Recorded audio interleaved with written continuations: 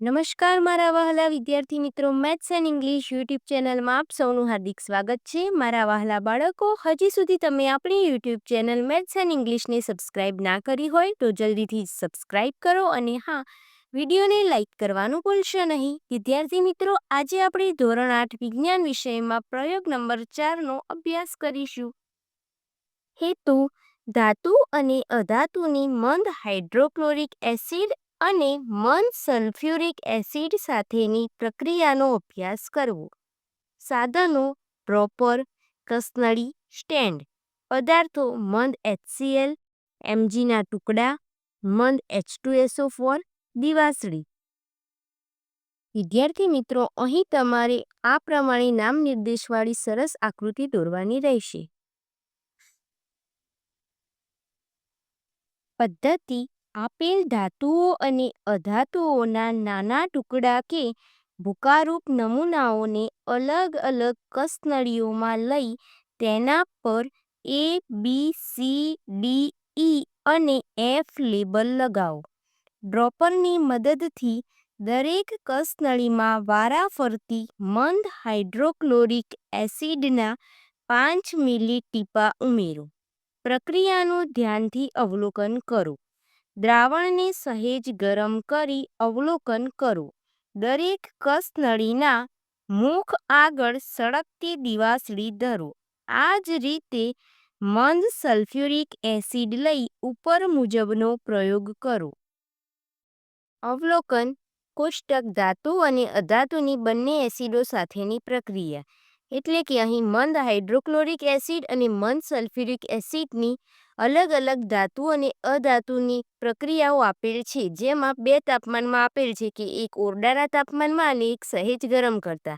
સૌપ્રથમ કસનળી A કે જેમાં મેગ્નેશિયમના ટુકડા હતા તેનું જોઈએ તો તેમાં મંદ હાઇડ્રોક્લોરિક એસિડની પ્રક્રિયામાં ઓરડાના તાપમાને પ્રક્રિયા કરી હાઇડ્રોજન વાયુ મુક્ત કરે છે. સહેજ ગરમ કરતા પ્રક્રિયા ઝડપી બને છે.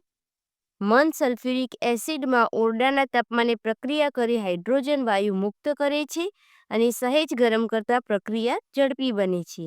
ત્યારબાદ કસનળી બીમાં એલ્યુમિનિયમના વરખ માટે જોઈએ તો મંદ હાઇડ્રોક્લોરિક એસિડની પ્રક્રિયામાં તેમાં પણ પ્રક્રિયા કરી હાઇડ્રોજન વાયુ મુક્ત કરે છે ઓરડાના તાપમાનમાં, જ્યારે સહેજ ગરમ કરતા પ્રક્રિયા ઝડપી બને છે. મંદ સલ્ફ્યુરિક એસિડની પ્રક્રિયામાં ઓરડાના તાપમાનમાં પ્રક્રિયા કરી હાઇડ્રોજન વાયુ મુક્ત કરે છે અને સહેજ ગરમ કરતા પ્રક્રિયા ઝડપી બને છે. ત્યારબાદ કસનળી C જેમાં લોખંડનો ભૂકો હતો તેમાં મંદ હાઇડ્રોક્લોરિક એસિડની પ્રક્રિયામાં ઓરડાના તાપમાને પ્રક્રિયા કરી હાઇડ્રોજન વાયુ મુક્ત કરે છે અને સહેજ ગરમ કરતા પ્રક્રિયા ઝડપી બને છે. જ્યારે મંદ સલ્ફ્યુરિક એસિડની પ્રક્રિયામાં ઓરડાના તાપમાને પ્રક્રિયા કરી હાઇડ્રોજન વાયુ મુક્ત કરે છે અને સહેજ ગરમ કરતા પ્રક્રિયા ઝડપી બને છે. કસનળી Dમાં તાંબાનો પાતળો તાર હતો ત્યાં HClની પ્રક્રિયામાં ઓરડાના તાપમાને રાસાયણિક પ્રક્રિયા થતી નથી, સહેજ ગરમ કરતાં પણ રાસાયણિક પ્રક્રિયા થતી નથી. તે જ પ્રમાણે મંદ સલ્ફ્યુરિક એસિડમાં પણ ઓરડાના તાપમાને અને સહેજ ગરમ કરતાં પણ રાસાયણિક પ્રક્રિયા થતી નથી. કસનળી E જેમાં કાર્બનનો ભૂકો અને કસનળી F જેમાં સલ્ફરનો ભૂકો હતો તેમાં પણ મંદ હાઇડ્રોક્લોરિક એસિડની પ્રક્રિયામાં ઓરડાના તાપમાને અને સહેજ ગરમ કરતાં રાસાયણિક પ્રક્રિયા થતી નથી. તે જ પ્રમાણે મંદ સલ્ફ્યુરિક એસિડની પ્રક્રિયામાં પણ ઓરડાના તાપમાને અને સહેજ ગરમ કરતાં રાસાયણિક પ્રક્રિયા થતી નથી.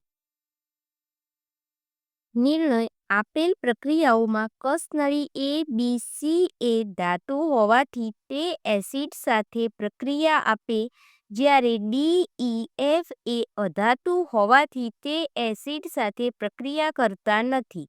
પરંતુ D એ ધાતુ હોવાથી મંદ HCl એસિડ સાથે પ્રતિક્રિયા કરતું નથી, પરંતુ H2SO4 સાથે પ્રક્રિયા આપે છે.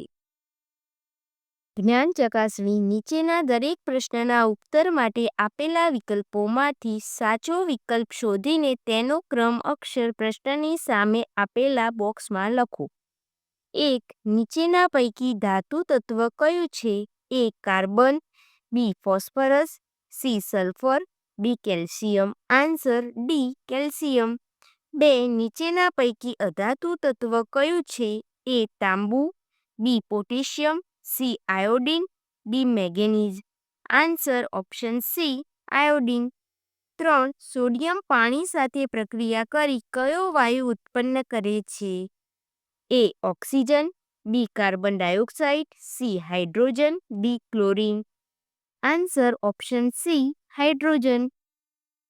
વિદ્યાર્થી મિત્રો, અહીં પ્રયોગ 4નું સંપૂર્ણ સોલ્યુશન પૂર્ણ થાય છે. વિડીયો ગમ્યો હોય તો તેને લાઇક કરો, તમારા મિત્રો સુધી શેર કરો. આવા જ અવનવા ઉપયોગી વિડીયો જોવા માટે આપણી YouTube channel maths and English સાથે જોડાયેલા રહો. મળીએ એક નવા વિડીયો સાથે. ધન્યવાદ.